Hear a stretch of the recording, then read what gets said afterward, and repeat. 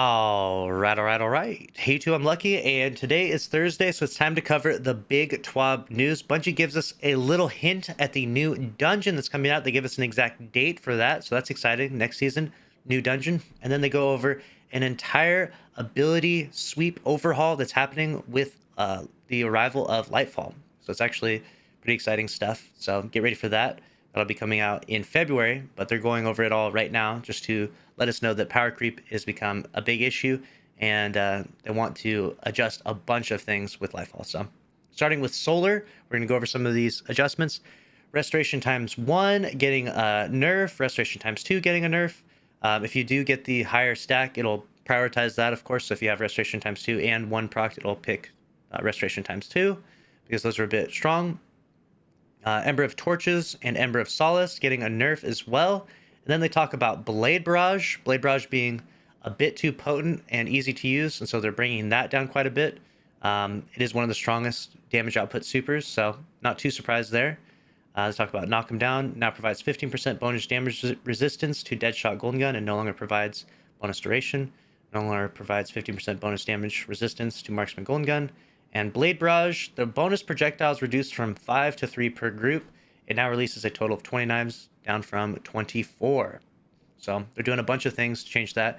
And then they're actually adjusting and fixing Celestial Fire for the Warlocks to increase the close range damage from 90 to 100. So that way it actually 2 melees, Guardians with max resilience. So keep that in mind. So some adjustments to Solar 3.0 coming soon. Let me know if you agree or disagree. The next one, the big one, and obviously the elephant in the room, is Void and Void Hunters plaguing the Crucible. And so we'll go ahead and jump into this. They were actually going to be fixing Overshield. Overshield right now only gives a 25% damage in PvE resistance, and it's supposed to give you 50%. So I think what they were intending for us to do is actually use those Overshield builds. For example, like Repulsor Brace, that perk that I've told you about is absolutely terrible. That's actually supposed to be a really good perk and work really well with synergizing with Void builds. And once that Overshield gives you 50% damage resistance or whatever it is, health, all of that, it's going to be really, really strong. So looking forward to the Void Overshield changes. Nova Bomb, Void Walker is getting a buff for the Nova Bomb Vortex, which is nice because you don't see too many of those out there, and that definitely is needing of it. For Sentinel Titans, they're getting a buff to their Shield Bash to improve the reliability of the suppression, because sometimes that whiffs. Comment down below if you've ever had your melee whiff inside Destiny 2. I'm sure you have quite a bit.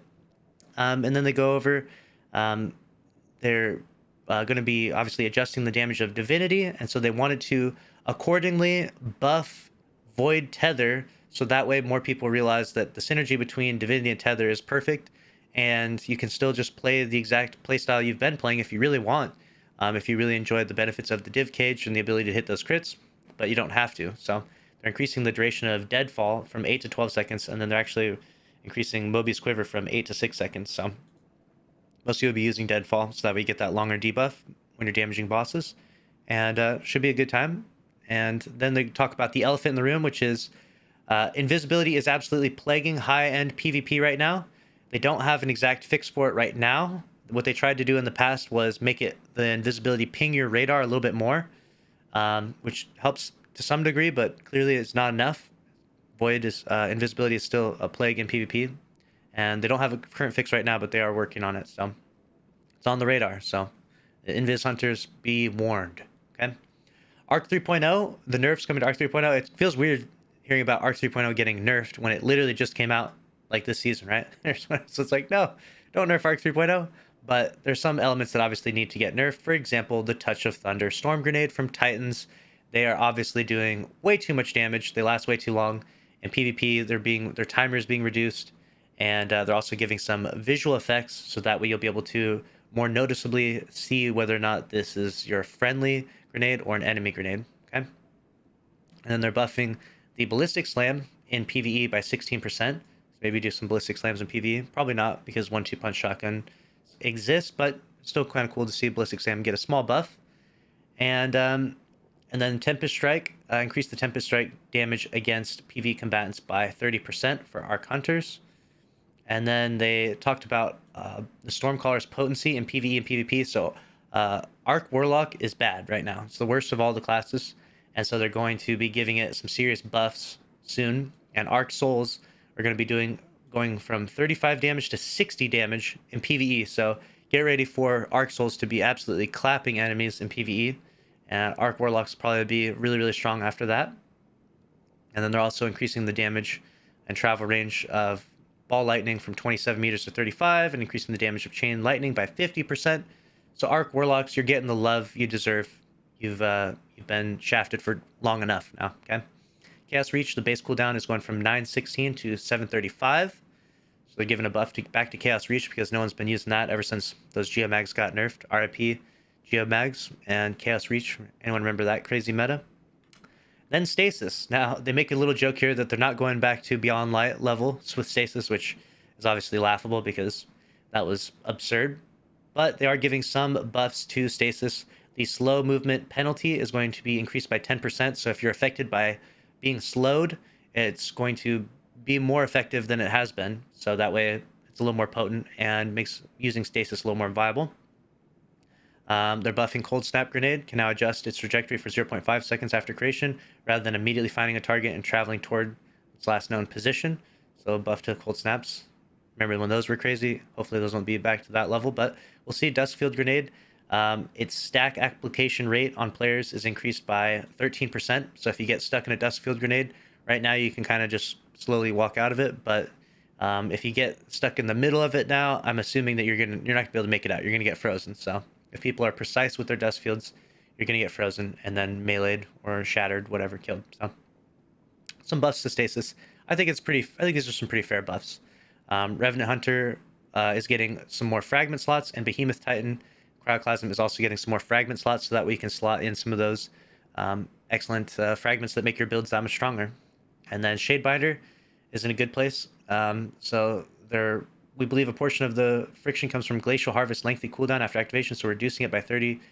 So they're reducing that. And from 15 seconds to 10 seconds for Glacial Harvest. And then we talk about Whisper of Rending for Shadebinder as well. It now provides bonus damage to stasis crystals and frozen targets for all primary ammo weapons. So right now, if you freeze a target, basically the best way to break that target is to melee it. But there is a fragment that makes it so you do more kinetic damage to it, but instead of it doing kinetic damage, they're just making it primary ammo damage, so you could like shoot your funnel web at it and shatter those targets after you've frozen them. So seems like a pretty good change overall. I think that was a pretty necessary one. So exciting stuff. Then we got new dungeon. Who's this? Okay, they announced that the new dungeon will drop on December 9th, the first Friday of the new season. So be prepared to rock out in the new dungeon. Who's going to solo that in the first weekend? Comment down below. Then they go on to talk about the Trials maps. You're going to get an email soon if you've signed up for that, and you get to vote for the Trials map coming up on November 7th. It's going to be Anomaly, Cauldron, and Pacifica. Those are your options. Which will you vote for? It's been a long time since we've had Anomaly. Pacifica is a decent map. I think a lot of people don't like Cauldron because of the doors, but we'll see what the community ends up picking out in the long run. I personally will be voting for Pacifica, but vote for what you like the most. All right, and then we've got the Bungie bounty announcement. Okay, if you're trying to win that Bungie bounty emblem, you got to match up against one of these individuals with them or against them, depending upon if it's a PvP or PvE activity. And you have to win or, win with them or win against them. And you can't quit too much, otherwise you will be disqualified. So make sure you don't quit those activities. You don't want to get disqualified. Bit controversial there because of the quitter's penalty and all that, but it is what it is. They got some goodies down in the Bungie merch store. Look for. And that's a wrap for this Twab. Let me know your thoughts down below. Make sure to subscribe if you enjoyed. Smash the like button. I'll see you in the next one. Thanks for watching. Later.